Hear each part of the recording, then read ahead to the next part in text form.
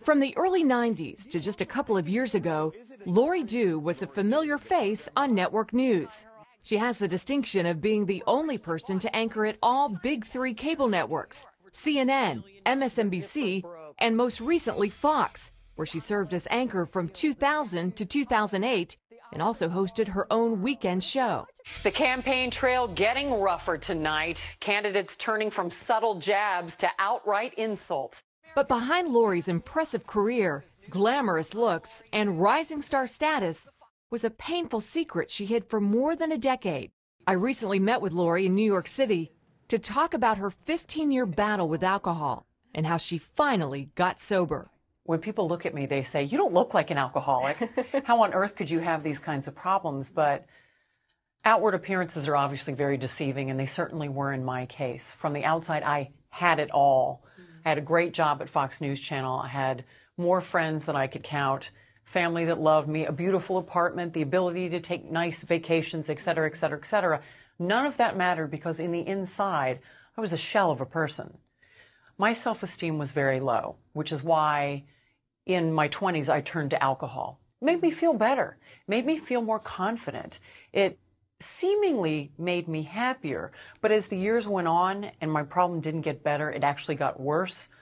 I realized that I had to look at myself and see what it was that I was feeling so bad about and that I had to cover with alcohol. Where do you think that low self-esteem came from? Because like you said, you had a loving family.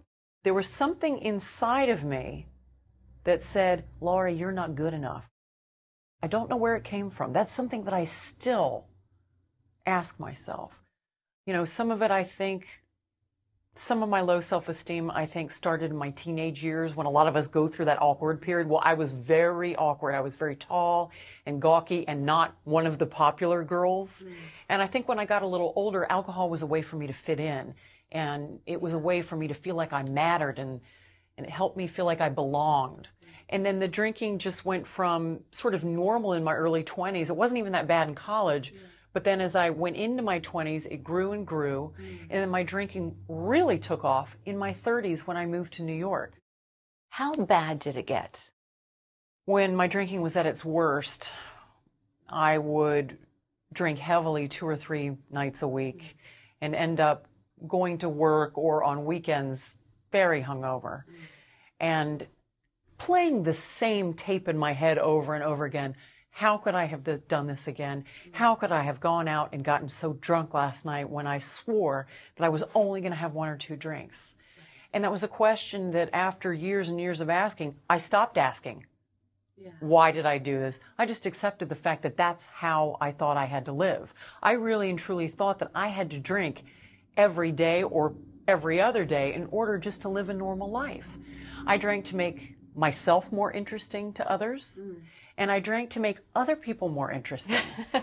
When the truth of the matter is, I was very interesting the way I was, and that alcohol was not doing me any favors. It just took me a really, really long time to realize that. But when I did, it was like a light went off. And I was so ready to get sober because I was sick and tired of being sick and tired.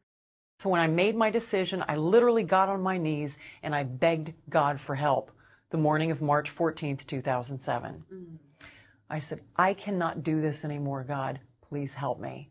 And that's when I knew the fight was over. Wow, wow. And he did help you. He did help me. How did your faith play a part in your recovery? My faith has played an enormous role in my sobriety. I would not be where I am, which is 4 years sober, 4 years without a drink, without God's help. How do you negotiate a cocktail party these days? I tend to go to a cocktail party for about 30 to 45 minutes. I say hi to everyone I need to say hi to.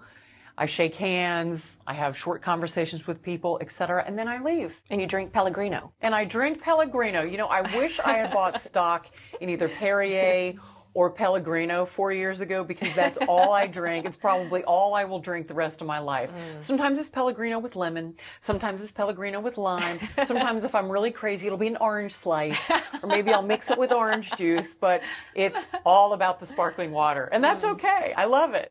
You've said now that the genie is out of the bottle, you just want to help people. How do you want to help people?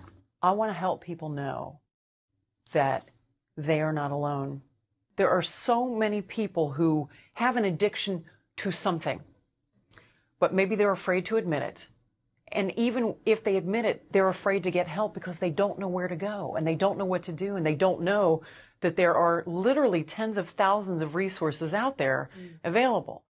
Today, Lori runs her own media training business and is hoping to get back on network news.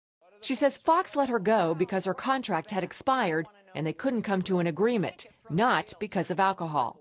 But says no matter what the future holds, she's happier today than she's ever been.